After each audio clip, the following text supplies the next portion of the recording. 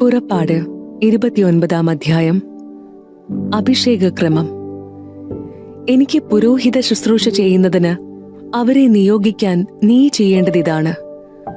ഒരു കാളക്കുട്ടിയെയും ഊനമറ്റ 2 മുട്ടാടിനെയും തിരഞ്ഞെടുക്കുക. പുളിപ്പില്ലാത്ത അപ്പം, എണ്ണ ചേർത്ത് മയം വരുത്തിയ പുളിപ്പില്ലാത്ത അപ്പം, എണ്ണ പുരട്ടിയ പുളിപ്പില്ലാത്ത നേർത്ത അപ്പം, ഇവ സജ്ജമാക്കുക. ഇവയെല്ലാം ഗോതമ്പ് മാവ് കൊണ്ടുണ്ടാക്കണം. അവ ഒരു കുട്ടയിലാക്കി കാളക്കുട്ടിയോടും മുട്ടാടുകളോടുമൊപ്പം കൊണ്ടുവരിക. നീ അഹറോനെയും അവന്റെ പുത്രന്മാരെയും സമാഗമ കൂടാരത്തിന്റെ വാതിൽക്കൽ കൊണ്ടുവന്ന് അവരെ വെള്ളം കൊണ്ട് കഴുകുക.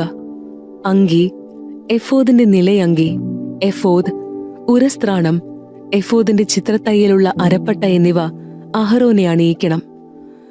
അവന്റെ തലയിൽ തലപ്പാവും തലപ്പാവിന്മേൽ വിശുദ്ധ കിരീടവും വെക്കണം.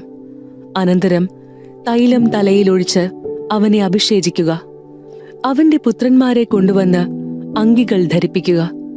നീ അവരെ അരപ്പട്ടകളും തൊപ്പികളും അണിയിക്കണം. ശാശ്വതമായ നിയമമനുസരിച്ച് പൗരോഹിത്യം അവരുടേതായിരിക്കും. നീ അഹറോനെയും അവന്റെ പുത്രന്മാരെയും പുരോഹിതരായി അവരോധിക്കണം. അനന്തരം കാളക്കുട്ടിയെ സമാഗമ കൂടാരത്തിന് മുൻപിൽ കൊണ്ടുവരണം. അഹറോനും പുത്രന്മാരും അതിന്റെ തലയിൽ കൈകൾ വെക്കണം. കർത്താവിന്റെ സന്നിധിയിൽ സമാഗമ കൂടാരത്തിന്റെ വാതിൽക്കൽ വെച്ച് കാളക്കുട്ടിയെ കൊല്ലണം. അതിന്റെ രക്തത്തിൽ നിന്ന് കുറെയെടുത്ത് വിരൽ കൊണ്ട് ബലിപീഠത്തിന്റെ കൊമ്പുകളിൽ പുരട്ടണം. ബാക്കി രക്തം ബലിപീഠത്തിന്റെ ചുവട്ടിൽ ഒഴിക്കണം. കുടൽ പൊതിഞ്ഞുള്ള മേധസ്സും കരളിന്മേലുള്ള കൊഴുപ്പും ഇരുവൃക്കകളും അവയിന്മേലുള്ള മേധസ്സുമെടുത്ത് ബലിപീഠത്തിന്മേൽ വെച്ച് ദഹിപ്പിക്കണം. എന്നാൽ കാളക്കുട്ടിയുടെ മാംസവും തോലും ചാണകവും പാളയത്തിന് വെളിയിൽ വെച്ച് അഗ്നിയിൽ ദഹിപ്പിക്കണം. ഇത് പാപപരിഹാര ബലിയാണ്. മുട്ടാടുകളിൽ ഒന്നിനെ മാറ്റി നിർത്തണം. അഹ്റോനും പുത്രന്മാരും അതിന്റെ തലയിൽ കൈകൾ വെക്കട്ടെ. അതിനെ കൊന്ന് രക്തമെടുത്ത് ബലിപീഠത്തിന് ചുറ്റുമൊഴിക്കണം. അതിനെ കഷ്ണങ്ങളായി മുറിച്ചതിനു ശേഷം അതിന്റെ ആന്തരിക അവയവങ്ങളും കാലുകളും കഴുകണം. ഇവ മറ്റു കഷ്ണങ്ങളുടെയും തലയുടെയും കൂടെ വെക്കണം. മുട്ടാടിനെ മുഴുവൻ ബലിപീഠത്തിൽ വെച്ച് ദഹിപ്പിക്കണം. ഇത് കർത്താവിനുള്ള ദഹനബലിയാണ്, കർത്താവിന് പ്രസാദകരമായ സുഗന്ധം. അനന്തരം അടുത്ത മുട്ടാടിനെയും കൊണ്ടുവരണം. അഹറോനും പുത്രന്മാരും അതിന്റെ തലയിൽ കൈകൾ വെക്കണം. അതിനെ കൊന്ന് രക്തത്തിൽ കുറച്ചെടുത്ത് അഹറോന്റെയും പുത്രന്മാരുടെയും വലത്തു ചെവിയുടെ അഗ്രത്തിലും വലത്ത് കൈയുടെ തള്ളവിരലിലും വലത്തുകാലിന്റെ പെരുവിരലിലും പുരട്ടുകയും ബാക്കി ബലിപീഠത്തിന് ചുറ്റും ഒഴിക്കുകയും വേണം. ബലിപീഠത്തിലുള്ള രക്തത്തിൽ നിന്നും അഭിഷേക തൈലത്തിൽ നിന്നും കുറച്ചെടുത്ത് അഹ്റോന്റെ മേലും അവന്റെ വസ്ത്രത്തിന്മേലും അവന്റെ പുത്രന്മാരുടെ മേലും അവരുടെ വസ്ത്രത്തിന്മേലും തളിക്കണം. അങ്ങനെ അവനും പുത്രന്മാരും അവരുടെ വസ്ത്രങ്ങളും ശുദ്ധീകരിക്കപ്പെടും. അതിനുശേഷം നീ മുട്ടാടിന്റെ മേധസ്സും കൊഴുത്ത വാലും കുടൽ പൊതിഞ്ഞിരിക്കുന്ന മേധസ്സും കരളിന്മേലുള്ള കൊഴുപ്പും ഇരുവൃക്കകളും അതിന്മേലുള്ള മേധസ്സും വലത്തെ കുറകുമെടുക്കണം. കാരണം അത് അഭിഷേകത്തിനുള്ള മുട്ടാടാണ്.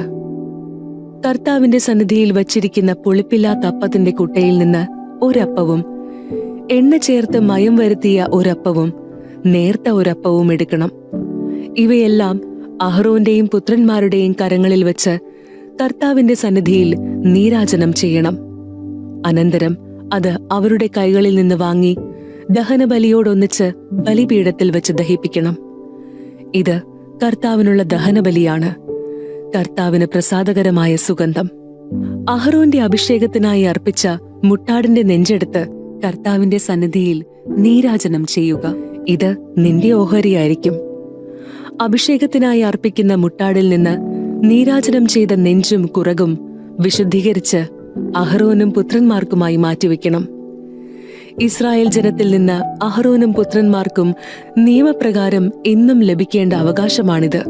ഇസ്രായേൽ ജനം സമാധാന ബലിയിൽ നിന്ന് നീരാജനം ചെയ്ത് കർത്താവിന് സമർപ്പിക്കുന്ന കാഴ്ചയും അഹ്റോന്റെ വിശുദ്ധ വസ്ത്രങ്ങൾ അവനുശേഷം അവന്റെ പുത്രന്മാർക്കുള്ളതായിരിക്കും. അവർ പുരോഹിതരായി അഭിഷക്തരാകുന്നതും നിയോഗിക്കപ്പെടുന്നതും അവ ധരിച്ചുകൊണ്ടായിരിക്കണം. അവന്റെ സ്ഥാനത്ത് പുരോഹിതനാകുന്ന അവന്റെ പുത്രൻ വിശുദ്ധ സ്ഥലത്ത് ശുശ്രൂഷ ചെയ്യുന്നതിന് സമാഗമ കൂടാരത്തിൽ വരുമ്പോൾ 7 ദിവസം അത് ധരിക്കണം. അഭിഷേകത്തിന് അർപ്പിക്കുന്ന മുട്ടാടിന്റെ മാംസമെടുത്ത് വിശുദ്ധമായ ഒരു സ്ഥലത്ത് വെച്ച് വേവിക്കണം. മുട്ടാടിന്റെ മാംസവും കുട്ടയിലുള്ള അപ്പവും അഹറോനും പുത്രന്മാരും സമാഗമ കൂടാരത്തിന്റെ വാതിൽക്കൽ വെച്ച് ഭക്ഷിക്കണം. തങ്ങളുടെ അഭിഷേകത്തിന്റെയും വിശുദ്ധീകരണത്തിന്റെയും വേളയിൽ പാപപരിഹാരത്തിനായി അർപ്പിക്കപ്പെട്ട വസ്തുക്കൾ അവർ മാത്രം ഭക്ഷിക്കട്ടെ. അവ വിശുദ്ധമാകയാൽ അന്യർ ഭക്ഷിക്കരുത്. അഭിഷേകത്തിന് വേണ്ടിയുള്ള മാംസമോ അപ്പമോ പ്രഭാതത്തിൽ അവശേഷിക്കുന്നെങ്കിൽ അഗ്നിയിൽ ദഹിപ്പിച്ചു കളയണം.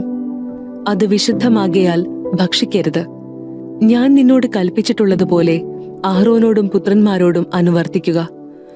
അവരുടെ അഭിഷേക കർമ്മം 7 ദിവസം നീണ്ടു നിൽക്കണം. പാപപരിഹാര ബലിയായി ഓരോ ദിവസവും ഓരോ കാളക്കുട്ടിയെ അർപ്പിക്കണം. ബലിപീഠത്തിൽ പരിഹാര ബലി അർപ്പിക്കുക വഴി അതിൽ നിന്ന് പാപം തുടച്ചു നീക്കപ്പെടും. അനന്തരം അതിനെ അഭിഷേചിച്ച് വിശുദ്ധീകരിക്കുക. 7 ദിവസം പരിഹാര ബലി നടത്തി ബലിപീഠത്തെ ശുദ്ധീകരിക്കുക. അപ്പോൾ ബലിപീഠം അതിവിശുദ്ധമാകും. ബലിപീഠത്തെ സ്പർശിക്കുന്നതെന്തും വിശുദ്ധമാകും. അനുദിന ബലികൾ.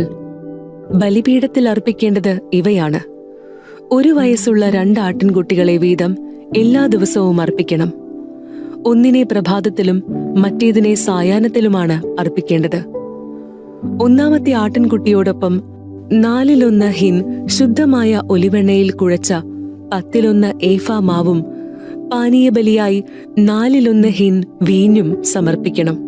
പ്രഭാതത്തിൽ എന്ന പോലെ സായാഹ്നത്തിൽ 2-ാമത്തെ ആട്ടിൻകുട്ടിയെ ധാന്യബലിയോടും പാനീയബലിയോടുമൊത്ത് സുഗന്ധവാഹിയായ ദഹനബലിയായി കർത്താവിന് അർപ്പിക്കണം. ഞാൻ നിങ്ങളെ കാണുകയും നിങ്ങളോട് സംസാരിക്കുകയും ചെയ്യുന്ന സമാഗമ കൂടാരത്തിന്റെ വാതിൽക്കൽ കർത്താവിന്റെ സന്നിധിയിൽ തലമുറ തോറും നിങ്ങൾ അനുദിനം അർപ്പിക്കേണ്ട ദഹനബലിയാണിത്. അവിടെ വെച്ച് ഞാൻ ഇസ്രായേൽ ജനത്തെ സന്ദർശിക്കും. എന്റെ മഹത്വത്താൽ അവിടം വിശുദ്ധീകരിക്കുകയും ചെയ്യും. സമാഗമ കൂടാരവും ബലിപീഠവും ഞാൻ വിശുദ്ധീകരിക്കും. എനിക്ക് പുരോഹിത ശുശ്രൂഷ ചെയ്യുന്നതിനായി അഹറോനെയും പുത്രന്മാരെയും ഞാൻ വിശുദ്ധീകരിക്കും. ഞാൻ ഇസ്രായേൽ ജനത്തിന്റെ മധ്യേ വസിക്കും. അവരുടെ ദൈവമായിരിക്കുകയും ചെയ്യും.